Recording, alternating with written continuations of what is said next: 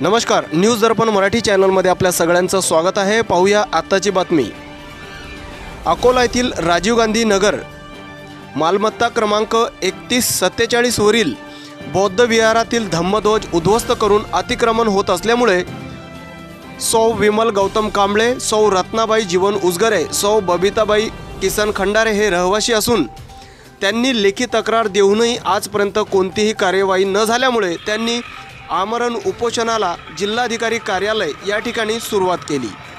ताज्या बातम्यांचे अपडेट मिळवण्यासाठी चॅनलला लाईक आणि सबस्क्राइब नक्कीच करा व बेल आयकॉनला प्रेस करा। राजीव गांधी नगर अकोटपैल अकोला इथं राहते।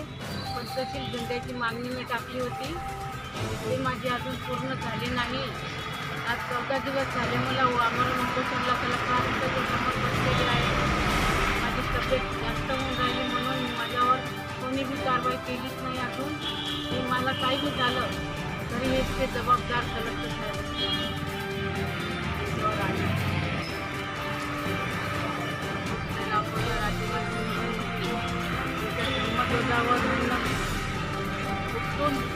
उठून टाकला। ते धम्मध्वज आमचा तोडून टाकला, सगळा बुद्ध या सत्यानाश करून ठेवला नाही।